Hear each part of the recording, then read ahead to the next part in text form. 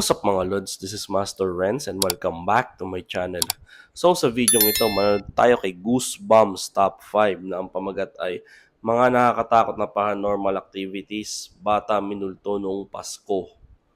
Ako, kawawa naman yung batang yung Paskong Pasko minulto. Talagang yung mga multong yun, walang patawad. Oh. So make sure pala magsusubscribe kayo dito kay Goosebumps Top 5. So shoutout sa mga subscribers ko dyan. Thank you so much sa inyong suporta. So without further ado, let's go sa go.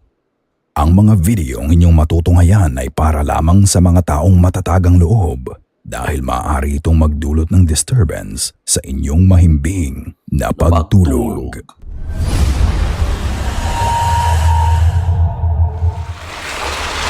Talking Pull String. Ang video mapapanood ninyo ay kuha ng isang lalaki sa TikTok.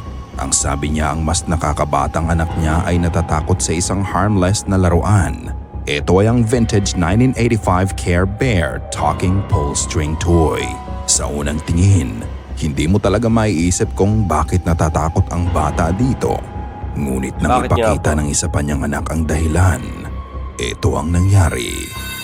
Okay, pull the string. Okay. Let it go slow.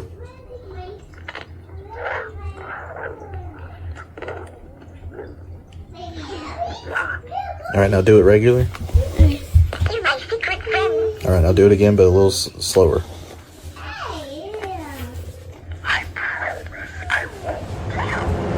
Nang hatake ng bata ang string at let go ito, ang sabi ng laruan, "You're my secret friend."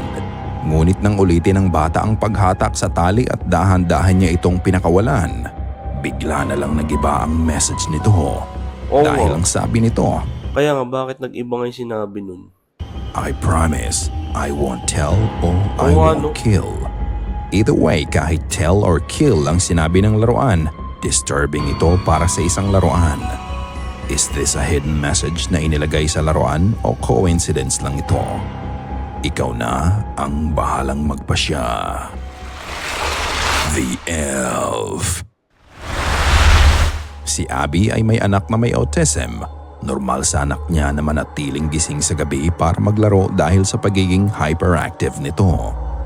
Isang gabi, naglalaro ang anak niya sa sala nang bigla na lang itong mapasigaw at takot na takot. Nang tingnan nila ang nangyari ng sumunod na araw, ito ang kanilang nakita.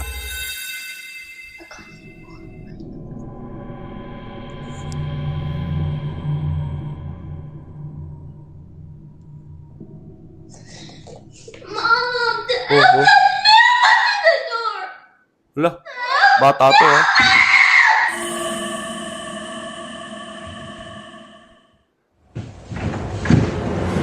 Tingnan mabuti ang toy elf sa harapan ng bata. Makikita mo na unti-unting bumaba ang kamay nito at ito nga ay nasaksihan mismo ng anak niya. Dahil nga dito ay natakot ang bata. Ngunit ang nakakapagtaka, pagtakbo ng bata papunta sa pinto ng kwarto, makikita mong muling tumaas ang kamay ng elf at hindi lang yun ang kakaibang nangyari. Makikita mo din ang paglabas ng orb sa screen habang gumagalaw ng mag-isa ang laruan. Ang concern ng mga viewers ay kung bakit nakalock ang pinto ng mga magulang niya, knowing na may problema ang isang anak nila at lalo pang nainis ang viewers nang maglabas ng video si Abby. At dinidismiss nito ang terrifying experience ng anak nila at sinabing ang nangyari ay dahil lang sa hangin. Para sa iyo ka-Goosebumps, naniniwala ka bang hangin lang ang may kagagawan ng paggalaw ng laruan? Kung ganoon, paano mo ipapaliwanag ang paulit-ulit at dahan-dahang paggalaw nito pati na din ang paglabas ng orb sa sala? Paranormal. Saka yung reaction ng bata eh. Sabi di mo may autism. So pwede rin namang imagination lang niya, baka guni-guni lang niya. Pero pwede rin paranormal. Kaya i-comment nyo na lang kung ano sa palagay nyo. Or not, sana wag baliwalain ni Abby ang nangyari sa bata. Dahil katulad sa mga pelikula, napapahamak ang mga bata dahil hindi pinaniniwalaan ng mga magulang nila. Ikaw na ang humusga. Christmas Visit. Christmas visit. Having a child is one of the parents' greatest joys in life. Ganito ang nararamdaman ni Taliesia nang magkaanak siya. Evident ito sa mga post niya sa kanyang TikTok na mostly about her son.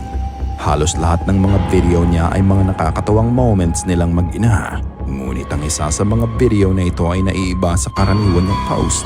Tignang mabuti ang nangyari. Oh, bata na naman, oh. Oh,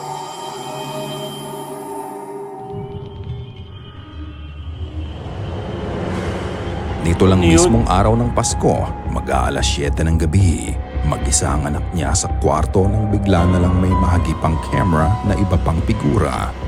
Kung titignan, para din itong ulo ng bata na nakikipaglaro sa anak niya. Bahagya itong lumipat sa bata bago to umalis. Makikita mo din na kung anuman ang ginagawa ng figura na yon ay parang nakikipag-interact ang anak niya dito.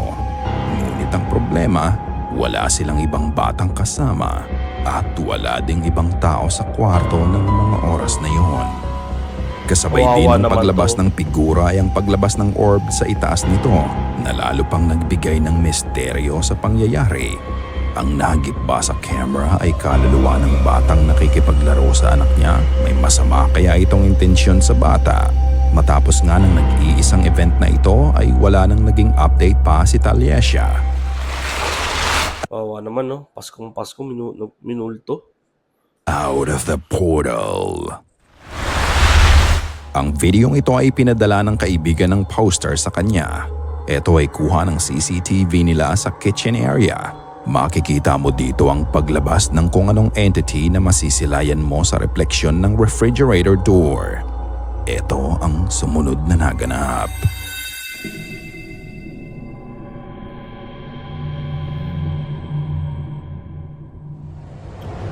Oh, Sa refleksyon ng pinto ng ref, merong kung anong maliwanag na bagay ang bigla na lang nabuo at makikita mo pa ang paglabas ng parang katawan ng tao dito. Maya-maya pa, makikita mo din ang pagdaan ng human shape-like silhouette ang naglakad mula kanan pa kaliwa. Maaninag mo ang ulo at buong katawan nito. Parang nga itong entity na nagmula sa ibang dimensyon. Malinaw ang kuha ng security camera at hindi ito mukhang compression problem lang.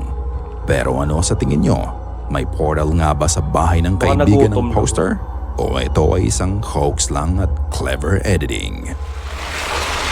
Just go home. Matapos mamasyal ng poster kasama ang nakakabata nitong kapatid, sila ay umuwi na para magpahinga.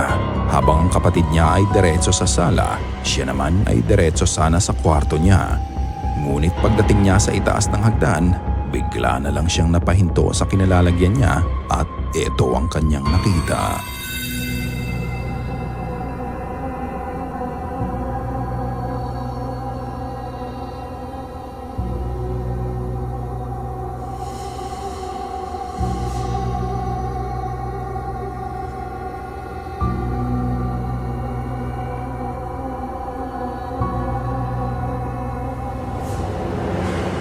Habang papanik siya sa hagdan, makikita mo na unti-unting nagbubukas ang pinto ng kwarto sa kaliwa. Wala namang ibang tao doon para gawin yon at wala ka ding mapapansin na hangin. Ang sabi nga ng iba, ang nangyaring pagbukas ng pinto ay dahil sa vacuum effect nang isinara nila ang pinto sa ibaba. Kung ito ang kaso, bakit mukhang gulat na gulat sila sa nangyari? Ito ba ay dahil ito ang unang beses na nangyari sa kanya to? Pero ano sa tingin nyo? Ang pagbubukas ba ng pinto sa kwarto ay kagagawan ng hindi maipaliwanag na bagay o vacuum effect lang? Ikaw na ang magpasya. Behind the bathroom door. Isang umaga habang naghahanda si Daisy para sa kanyang trabaho, isang hindi maipaliwanag na pangyayari ang naganap sa kanya. Ito ang kanyang so napanood ko na ito eh. Nasa last video to. Napanood pa rin natin. salaysay. I was just getting ready for work and I freaking saw something in my bathroom that scared the freaking shit out of me. I don't know what it was, but it looked like a ghost. Like literally, I think I just saw a ghost. Talaga. I want to get out of here. I want to get out of my house. I'm so scared. Ang sabi niya ay may Ay. nakita siyang multo sa banyo. Mabuti na lang at itinutok niya ang Takot ko naman dun. Grabe naman yung pa-effects ni Goosebumps dun, no? Naku po. Kala ko walang ganun-ganun. May ganun pala. camera sa parte ng bahay na yun. Sa una, wala kang mapapansin. Iisipin mo na baka nagha-hallucinate lang siya. Pero hindi nagtagal, eto na ang nangyari.